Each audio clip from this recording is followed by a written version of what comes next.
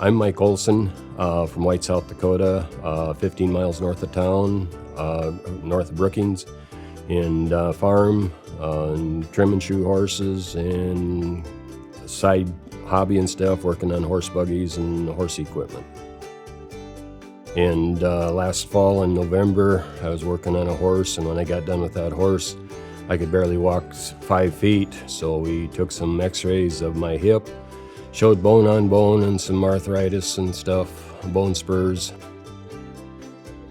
He's down to earth. Actually, in visiting with him that first time, he's a local doctor growing up in Flandreau area, so he knew what things were like around here, and with me being in agriculture, he could relate to some of those things, and he knew that I wasn't going to be just sitting around doing nothing, that I was going to be out to being active and stuff. So his first comments were that I'll spend as much time as I need to with you in seeing what your issues are and stuff, and he said first we'll try an injection. So that following Friday, he injected my hip, and that lasted for about 3 weeks without any pain and stuff. So we knew it was in my hip then, and so after 3 weeks' time, went back to visit with Dr. Holmoe, and he gave me my options.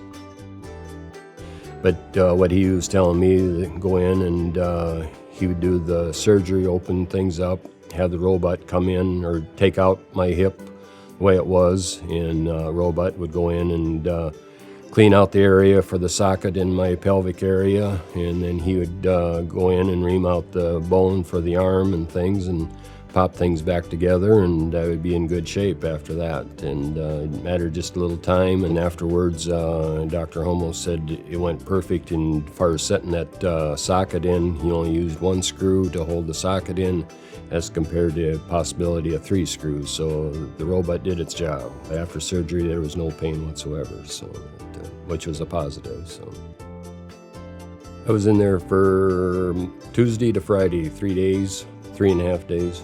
Very comfortable. You're in your room by yourself, and nurses would knock before they'd come in, but they took very good care of me. If I needed something, push the button, they were there shortly and stuff, whether it was something to drink or if I needed to get up, go to the restroom.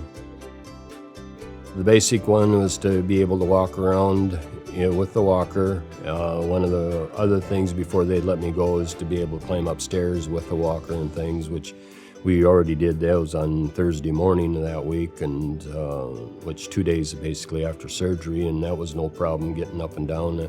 They didn't push me to do anything that I couldn't do, such as the first time getting up walking with the walker and stuff, or going to the restroom and stuff. They were right there to help me in that respect. So that, if I wanted to go somewhat around the couple little circle, you might say, if I wanted to do the full one, that was fine. If I wanted to just go up the hallway and back, that was fine too. It's been going very good. The first 2 weeks, I was using the walker. After that, I was using the cane for a little over a week, and after that 3 weeks time, I was basically walking on my own without any assistance. So my wife told them that we got a plan. We're going to go out and bale hay that day. I was going to run the baler and the tractor, but she was going to run the clutch because it was my left leg that was operated on, so I couldn't push anything down pressure-wise, but so she was going to run the clutch, and we baled hay that day. So basically the pain was gone that I had before surgery.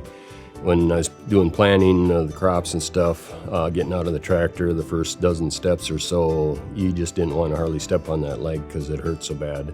After that, after you got things moving, it wasn't so bad. But after surgery, getting out of the tractor, there was no pain. The only discomfort that you might say I had afterwards was the healing pain, just soreness, the muscles and stuff being spread apart. And I still got some of that yet today, but visiting with people that have had surgeries prior to similar surgeries, say it's probably a 6-month recovery, and we're only looking at a little over 3 months right now. So I got some time, but we're out moving around and keeping things active. I'm 68 now. I've been trimming and shoeing horses just about 47 years now.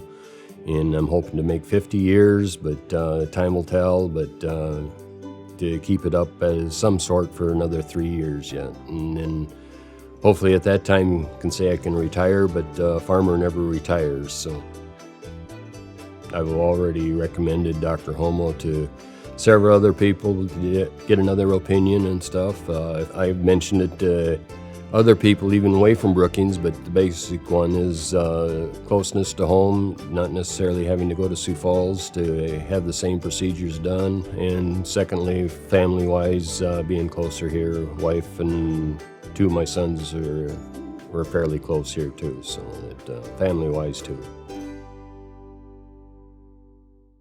Are you one of Brookings Health System's grateful patients who would like to give back to us? Learn more about how you can give back at brookingshealth.org/mythanks.